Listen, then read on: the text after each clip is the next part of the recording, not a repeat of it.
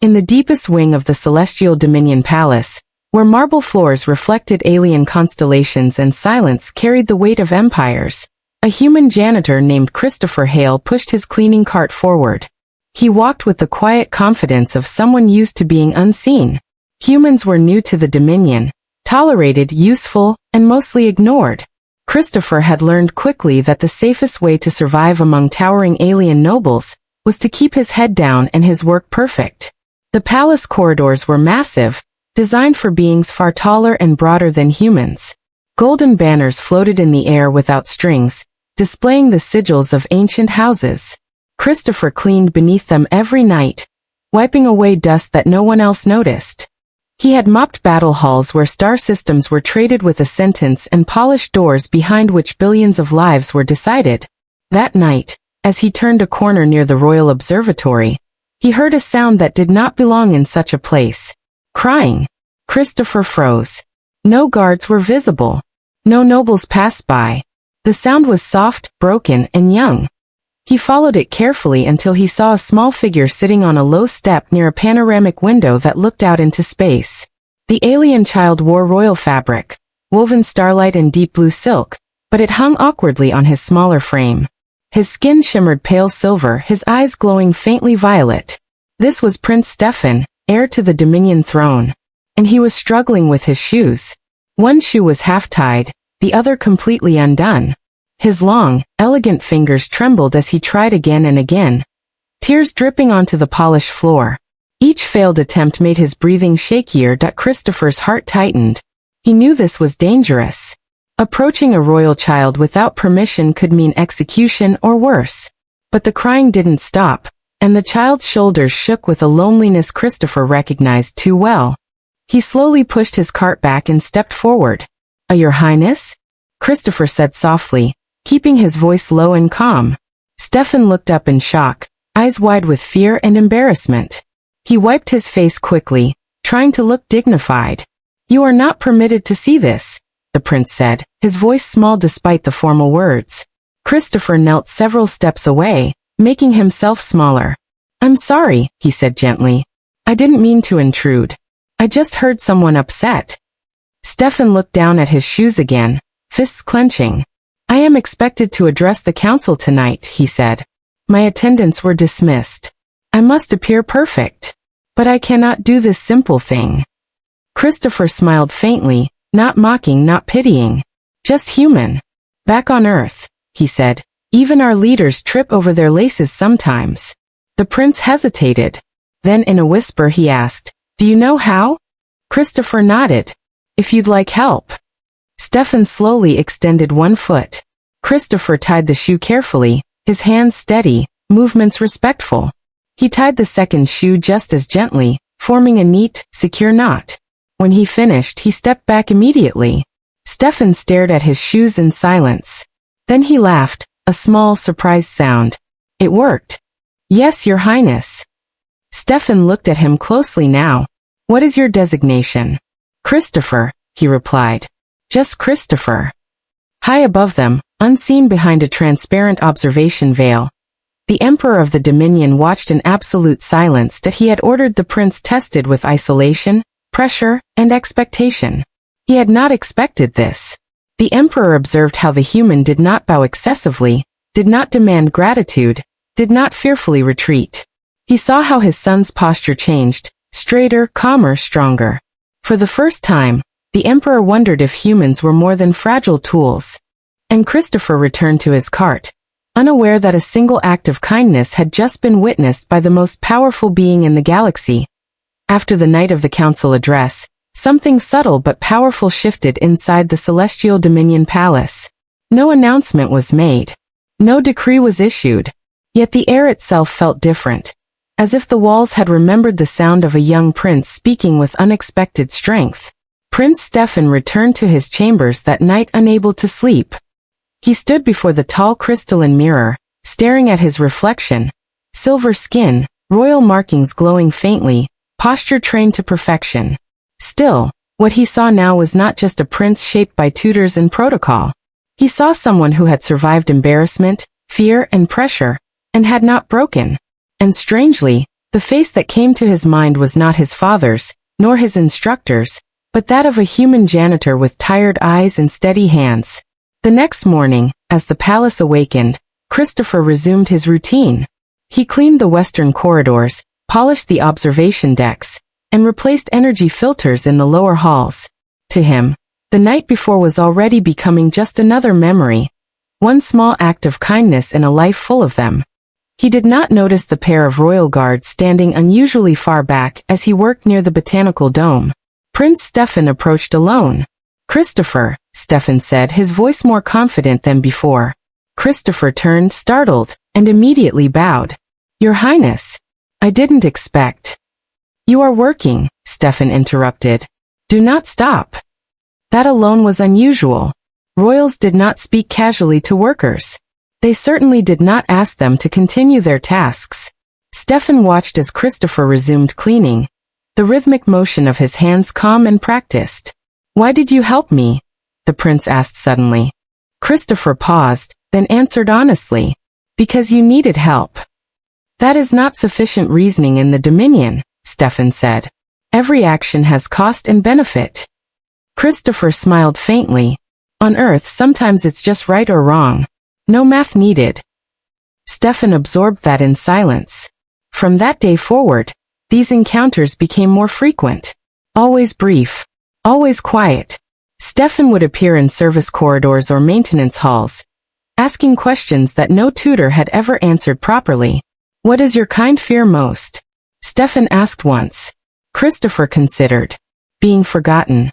Being treated like we don't matter." Steffan's eyes dimmed slightly. "That fear is familiar." Another day, Steffan asked, "Why do humans submit to beings far stronger than themselves?"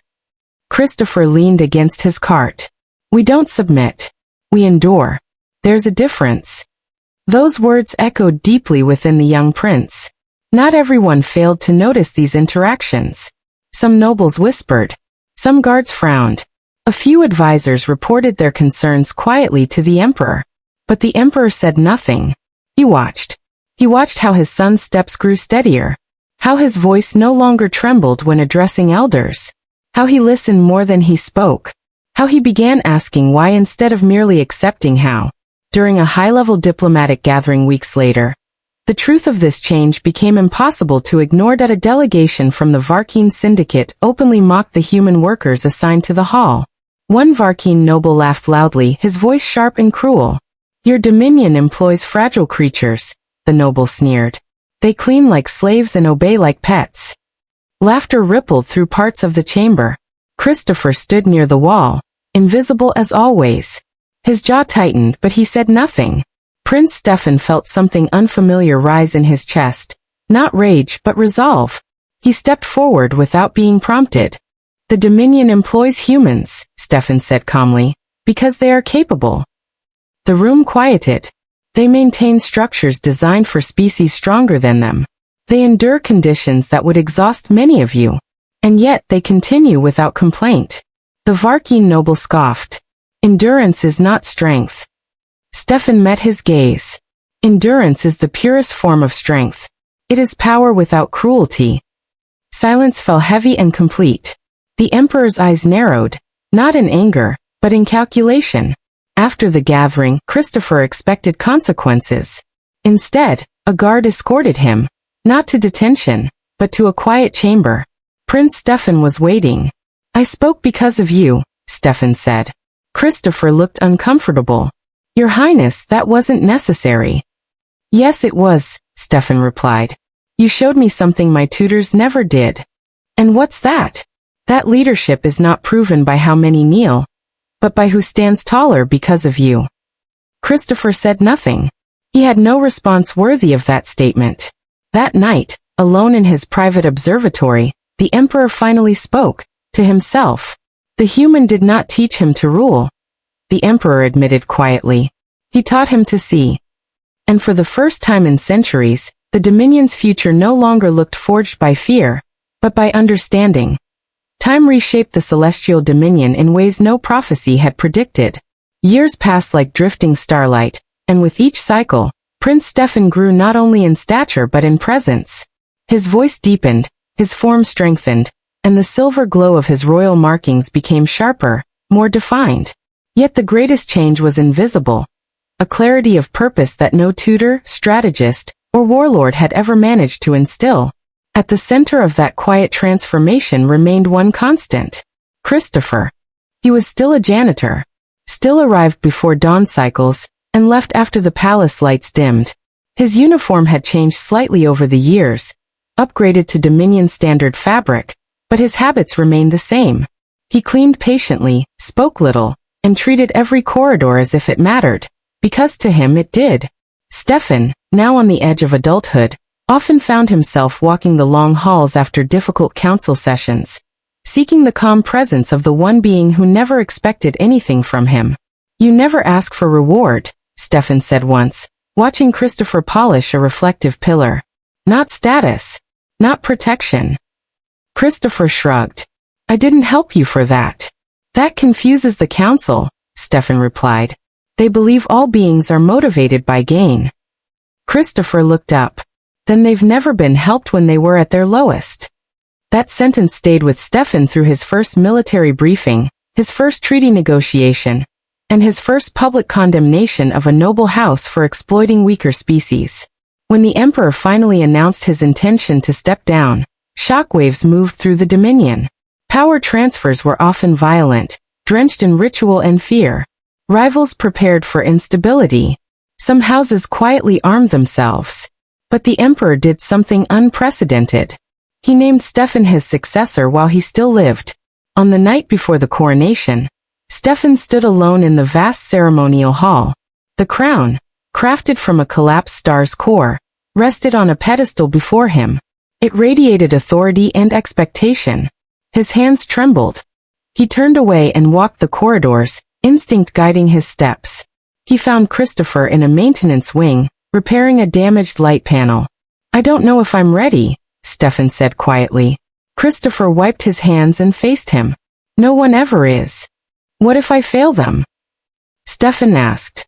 "What if compassion makes me weak?" Christopher met his gaze without fear. "Compassion didn't make you weak when you were crying over untied shoes." Steffan exhaled slowly. The next day the galaxy watched. Steffan knelt before the ancient throne. The Emperor placed the crown upon his head. No thunder followed. No weapons fired. Only silence, and then, applause that rolled like distant thunder across star systems. Emperor Steffan rose. His first decree stunned the Dominion.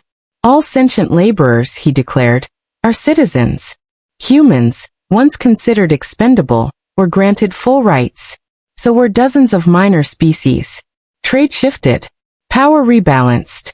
Some nobles protested. A few rebelled. Steffan did not answer rebellion with annihilation. He answered it with exposure, reform, and accountability. The Dominion grew stronger. Years later, during the anniversary of his ascension, Emperor Steffan dismissed the court early. He walked the palace corridors without escort, as he sometimes still did. He found Christopher exactly where he expected, cleaning the same observation wing where they had first met. "You should not still be here," Steffan said softly. Christopher smiled. "Someone has to keep this place honest."